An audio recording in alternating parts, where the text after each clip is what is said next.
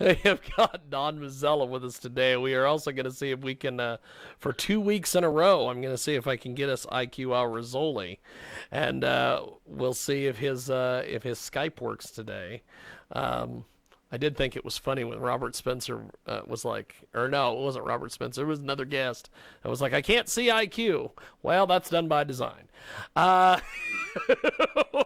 we are. Our first guest was supposed to call me. I haven't heard anything or seen anything, so we will probably just do the first 30 minutes here with IQ and Dawn. And I do want to. In fact, there is a topic that I was hoping we could get a little bit of time with you guys on, and luckily we've got that here. Biden says that Burmecia is not on official schedule. He says that he basically doesn't plan on this, according to the Washington Post. Apparently, the Post's expose Wednesday about a meeting described in an alleged email on his son Hunter Biden's laptop does not mention personal calendars or dispute that the get together actually happened. Apparently, this is more of this craziness with Hunter Biden. Is this gonna be that big of a deal, Don? Give me your take, and then we'll go to IQ. Well, it's a very interesting one because it's the New York Post that uh, broke the story, and what they claim is that they have emails in which the son, Hunter Biden, is informed that his father met with these Ukrainian oil or gas, I forget which, Yeah. and uh, presidential candidate Biden is saying, well, according to my official calendar, we never met. Well, that's like saying, my calendar is up to date, and if you believe that, I got a bridge to Brooklyn to sell you. But you know, uh, it's a very good attempt by the president's people, President Trump's people, to point out something that Biden has not hesitated in the past, not only with his sons, but with other people, to benefit from his official position. Um, don't forget, these people have never worked in a corporation. They have Yes. been politicians all their lives. And how do they end up being millionaires? You know, there's a wonderful piece in the Wall Street Journal today about in Rhode Island. There's the chief justice who was a Democratic party chieftain, and he was capable of donating over almost $1 million between him and his wife to various campaigns. If you supposedly there was a time when you went into politics Yeah. not to make money, but to But to keep bread serve on your people. table, and also to do good. That's an old-fashioned way of doing things. I have a friend of mine who's been involved with the Republican uh, politics in New Jersey for over 60 years.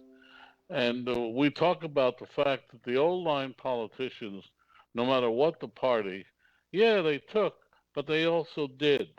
In this society today, politicians take, but they don't give. Except to give the bread and circus. In New Jersey, we have the governor that just announced he's going to give $100 million to companies because they need it. My answer back to you is what's really bad about this is that Twitter and Facebook have decided that you can't um, re- retweet this story You could every other story, but you can't retweet this one. It's very difficult to get to it at the Post. I tried getting to it, and unless you actually go to the Post website, it's difficult. But it's a well-researched story, and by golly, they also ask Biden's son for comment. You know, that's an old-fashioned journalistic idea. If you have a story, you ask for a comment from the person, and the Post story actually says Biden declined to comment. He subsequently did say something, and President Biden said, "Well, it's not on my calendar." You know. Anyway, IQ. Does that answer it, Jiggy? Well, that is fantastic. IQ. Give us your take on what Don was saying and talking a bit about this story. Don is telling the truth, obviously, but I'll tell you something. As an outsider looking in, the United States of America now is not different from, what do you call it, a banana republic. I'll tell you why. The Democrats are destroying the very essence of voting. They are literally undermining the electoral system by devising methods to defeat Trump by any means possible, especially cheating. Well, if you have cheating in a so-called Republican democracy, what is the difference between you and, let's say, Mexico? Nothing. What's happening with the Democrats, which has been happening for a long, long time, is the most disgusting expression by human beings of denying all facts and reality. By the way, Donald Trump, he gave the speech in Iowa. There are reports now that out of 10,000 people identified in the meeting there, 48% were not Republican, 29% were Democrats. I mean, and the media keeps telling us that Biden is ahead. Okay, I hope really he is ahead. Not because it's true. It's because they're repeating the same performance they made with a 98% certainty that Hillary Clinton will win. I believe our guest may have, maybe not. No. I was thinking our guest might have finally joined us here. But go ahead. But before we get to our guest, IQ, finish your thought there, and then we'll get our guest in here. No, it's not a problem really, but I mean it's frightening what's happening in America today. You are not a Republican democracy, so-called democracy. When you have a party, the Democrat Party, subverting everything to do with the Constitution. Look at the questioning of what's the name for the Supreme Court? Oh yes, Dennett. I mean, where are these people coming from? She is a Catholic, okay. She could be a Jew, she could be a Muslim, she could be anybody. The Constitution says you can't discriminate. That's number one. She is an authority in her subject, and she said repeatedly that she follows the Constitution. She doesn't follow her belief. The same thing was Kennedy when he was elected. He was the first Catholic president of the United States of America. He said exactly the same thing. Why are they nasty enough to accuse her of racism for having 2 children from Haiti? I mean, it shows a level of indecency among the Democrats, especially the higher echelons. It's unbelievable. Back to you, sir. I always love IQ Rizzoli. He joins us today. You never know. You never know where he stands. You never know. You never know. He's always so soft spoken. He doesn't ever tell anybody his views. It's great. I've gotten emails from folks that are like, I wish IQ would talk more and give us his opinion. We have got a great guest with us today. He joins us live here on the old Skip Skype. Charles Tabb is with us. He is a author, and he has got all sorts of different things going on. He has published a novel. He's published a detective novel. All sorts of different things. Charles, tell us a little bit about your background, and tell me and Don and IQ a little bit about yourself. Well, first I want to tell you I'm real happy to be here. Thank you, and Yes. sorry for the technical difficulties, No, but I think that's I got them not a figured out. problem. You're good. Um, yeah, I'm a retired teacher. I wanted to be a writer, but also I kind of like putting food on the table, so I, uh, I went into teaching, taught English for 30 years, and when I retired, I thought, well, I guess it's time to become a writer now. So that's what I did. I sat down and wrote a book that had been floating around in my head for a long time. No pun intended. It's titled Floating Twigs. But I decided to write the book that I'd been wanting to write since I was a very young man, uh, uh, practically just out of teens, actually. And it did surprisingly well, especially for a book that I self-published, which I have a reason for that I'll talk about in a minute. But I published that one, and I've since published the first two books of my detective series, Tony Pantera series. It's a very different set of books. I've had people who read Floating Twigs and loved it, and then were absolutely shocked that there was language and terrible things that happened to people in this detective series. It's like, well, the first page should have told you something. You could have just put it aside then. But the people who have read the detective series who like those kind of books, though, they do really like them. Um, but a little bit about Floating Twigs. Yes. I'm a cancer survivor. And just towards the end of my career as a teacher, I survived cancer. I had a form of lymphoma. Wow. And uh, when I wrote the book, I thought, well, I could spend a couple of years trying to get an agent, and then another year or two trying to get a publisher.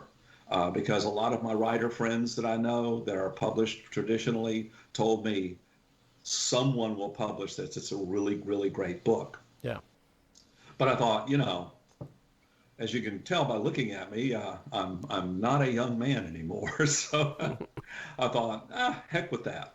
I'll just publish it myself. If I sell, 1,000 copies, maybe 2,000 copies, I'll be happy. Um, so far, I've sold in terms of ebooks and the Kindle version and paperbacks and audiobooks about 24,000 copies. Wow. And then you add on to that the Kindle Unlimited reads, another 40,000 or so have read it on Kindle Unlimited. So I'd say it's probably a successful book. Um, Plus, the nice thing with self-publishing is you make a little more money if you do the print-on-demand kind of thing Yes. than if you went with a traditional publisher. But then again, I'm thinking to myself, well, if I'd spent the 3 to 5 years getting it published, would I be on the New York Times bestseller list?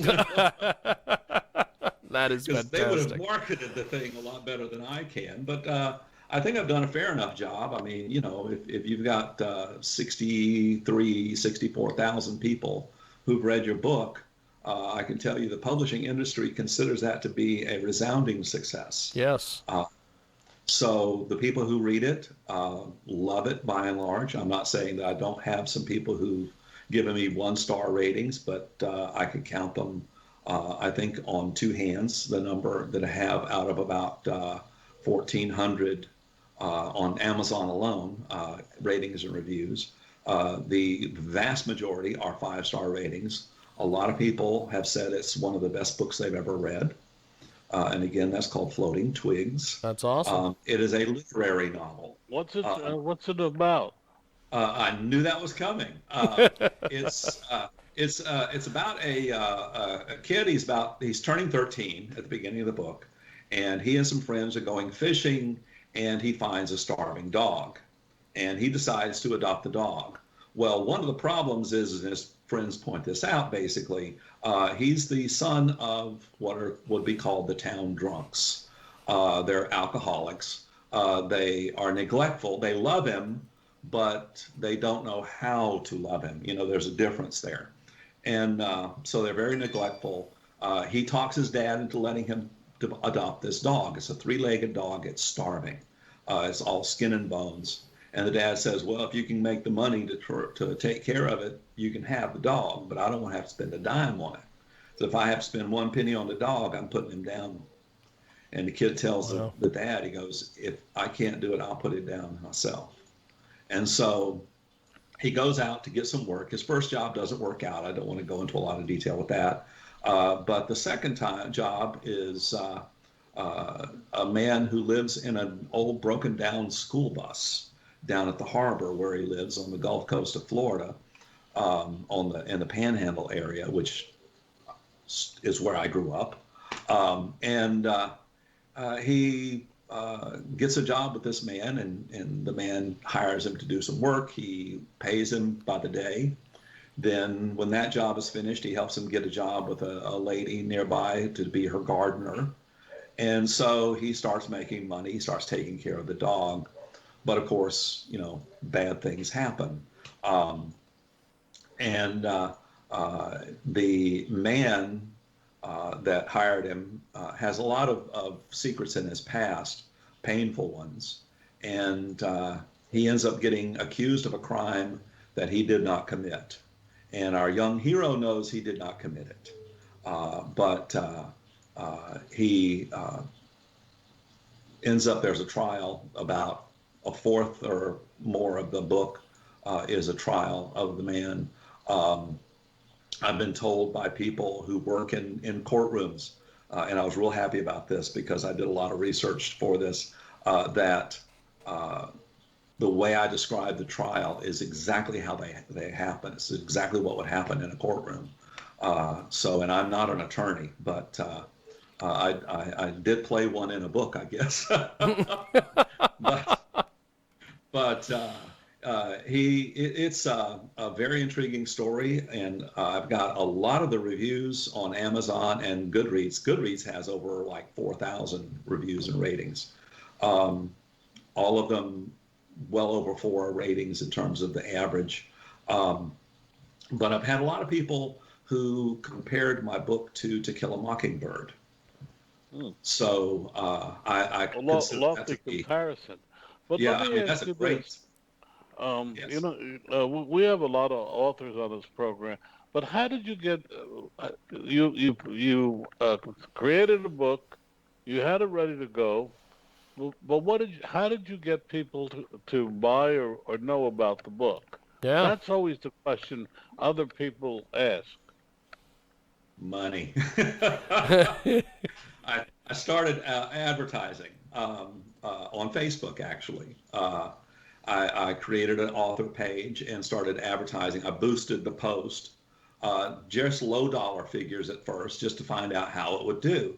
And it was making about twice what I was spending. So I thought, well, if I increase the amount, will that hold? Will that continue to hold? And I'm making about twice what I'm spending. Finally, one month I decided, well, I'm going to bite the bullet and I'm going to get this done. This was actually September of last year. And I borrowed money from my credit union, along with the money I knew I would be getting for the rest of the year in royalties. I knew I could afford to pay for ads for the rest of the year. And so that's what I did. Well, by the time the rest of the year was over, I was making plenty of money to pay for my ads. I didn't have to borrow anymore.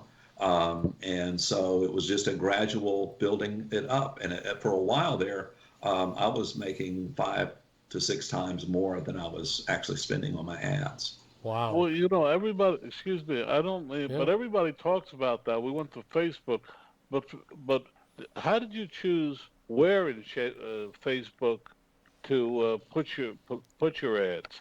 I mean, well, they go by basically audience choices, and because there's this dog. I mean, everybody loves. If you love dogs, you'll love this story. So dogs was one of my audience choices. People who express some kind of interest in dogs. Well, that was like just in the U.S. Tens of millions of people that have that interest on Facebook. Yeah. Florida, beaches, family, children welfare, things like that. I just chose topics that related to my book. I guess if I were to go on to Amazon and advertise, those would be keywords, I guess you'd say. Coming of age novels, things of that nature, because that's what this one is. And it just took off. I'm actually consider myself extremely lucky because I know a lot of people will write a really good book and get it out there and hardly anyone will buy it. I'm lucky though because word of mouth has affected it. A lot of people wrote reviews. A lot of people, they would post on the ad because if it's a post on Facebook, they can comment on it. And they would say, I've told all of my friends about this book. I pass it on to my daughter and she's going to tell all her friends. Book club started reading it.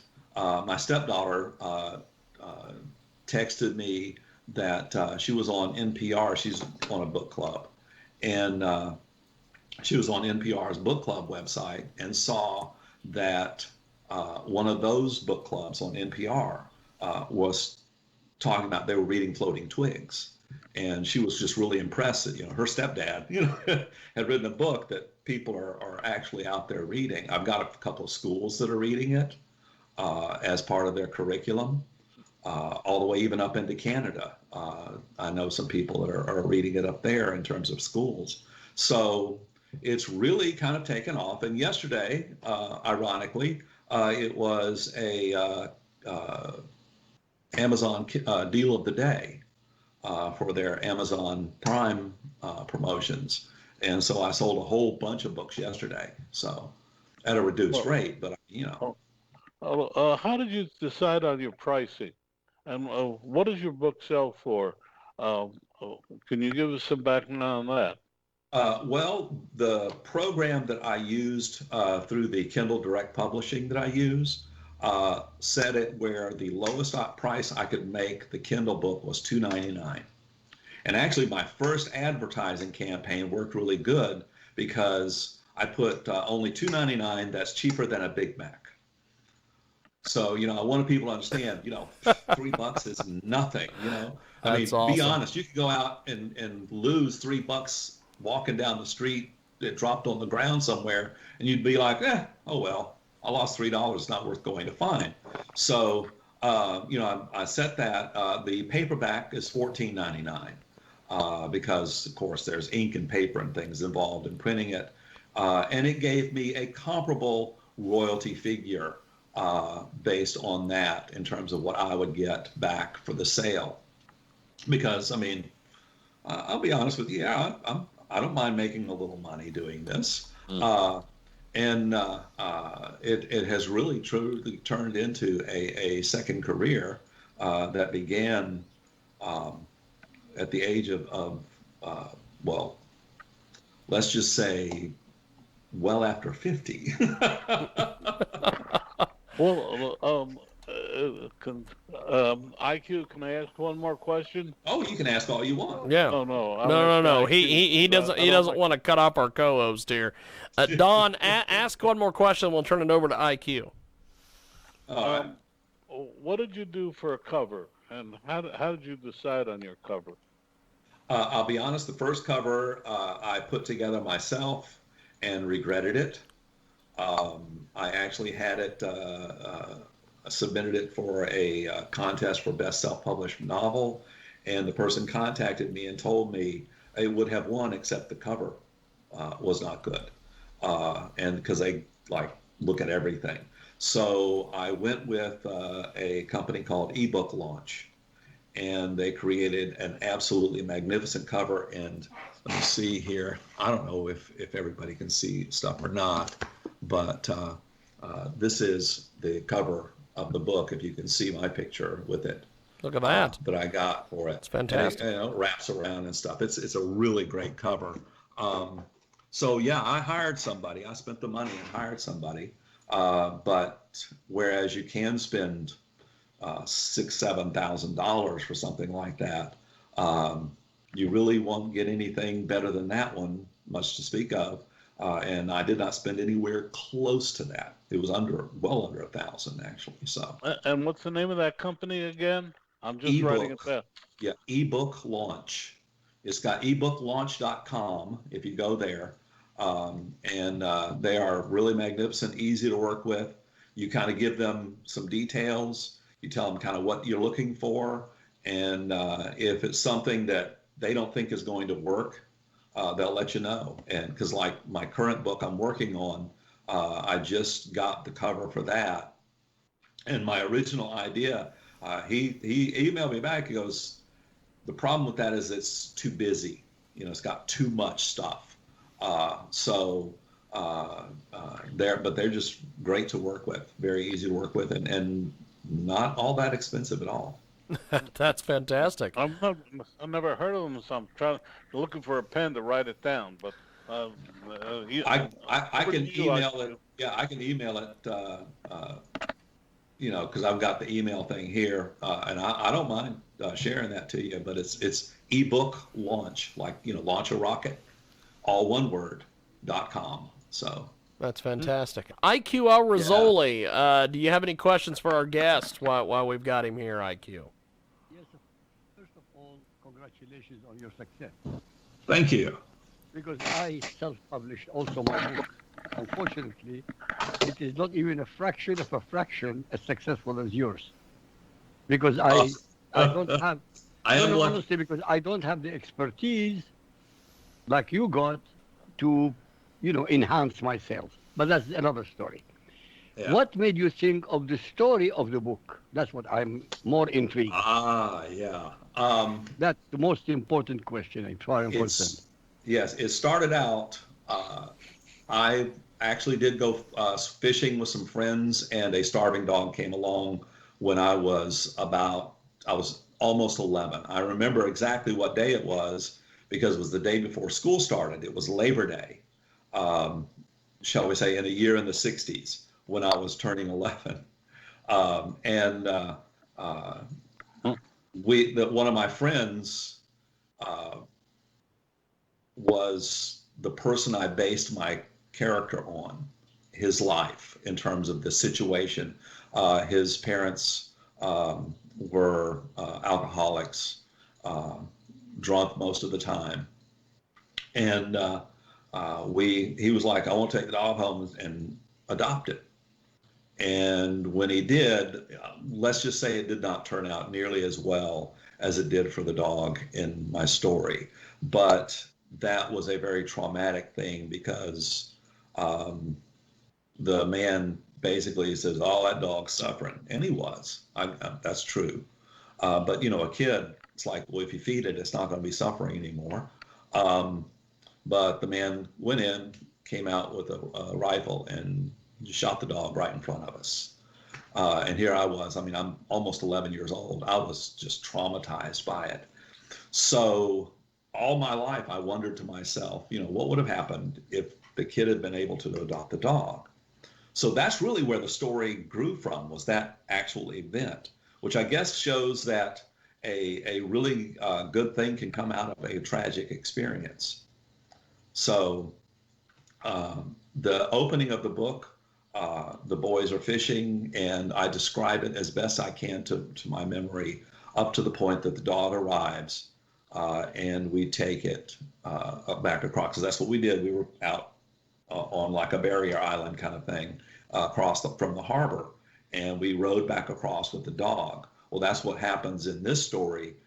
But once that happens, the story takes a totally different direction because he's allowed to adopt the dog.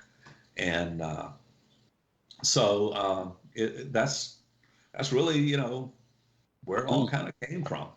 Fantastic, honestly. Congratulations. Thank you, sir. What happened to in real life? What happened to your friend? Did he have a successful life? I'll be honest with you. I totally lost touch, and I have no idea.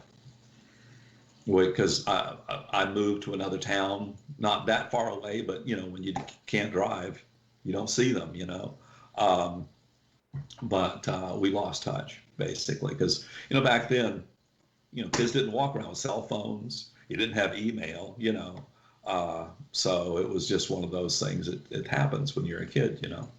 Mm-hmm. I hope he had a good life, or has a good life. I shouldn't use past tense, but I hope he ended up with a good life. So, where can people buy the book and get involved with what you're doing, my friend? One quick way of doing it is you can go to Amazon.com and just search for floating twigs, like little sticks. Or you can go to charlestabb.com, of course, all one word, and go to the books, which is the banner at the top. You just click books, and all of my books are there, and you can just order them from there. Just click on buy, click to buy, and it'll take you to the Amazon page to buy it. Fantastic. Well, you have been a treat, my friend. You are one of the great success stories out there, and the way that you marketed this and put this out there and everything. You should be commended. Like IQ said earlier, just amazing stuff, my friend. Well, thank you, sir. Thank you. I do feel blessed. Definitely, I do feel very blessed. Well, I appreciate you joining us. Detective novels would just take off the same way. Yes. Well, I definitely. Well, the next one is a literary type novel similar to Floating Twigs. Could I just jump in and ask one more question? Yeah, go ahead, Don. Go ahead. How did you come up with the title? The young man, who's the protagonist in the story, he likes to play a game when it's raining or after it has rained. Of course, his parents don't care if he goes out in a storm, and he likes to go out to the road wash down to the gutters and stuff, and he likes to float twigs on there. And he'll float these twigs, and it eventually, a good reader will figure out this is a metaphor for life. Because he even endows these little twigs with life and choices and things. And if they get mired up in debris as they're floating towards the gutter, which will hopefully take them out to the Gulf of Mexico, where they can float freely out there, he lets them stay in the mired muck, if that's what they chose. He's like, who am I to, make them go somewhere else? Because he's a kid. So he endows them with a sense of consciousness. But that happens twice in the story, once near the beginning and once near the end. And it kind of becomes really obvious that there is a metaphor being done here. So I called it Floating Twigs. Mm-hmm. Just curious, Phil. Good answer. Yeah. Thank you. That is fantastic. It's a good book I think y'all like, especially if you like dogs. If you like dogs, you'll love this story. Well, Charles, would definitely are interested in having you back. Definitely want to have you back on. We can talk a little bit about the detective novels as well. Thanks for joining me and IQ and Don today. This has been fun. All right, it's been a great time. I've enjoyed it a lot. Anytime, just email me. You've got definitely. I'll be in touch. All right. Thank you, sir. There he goes, our guest for the first half.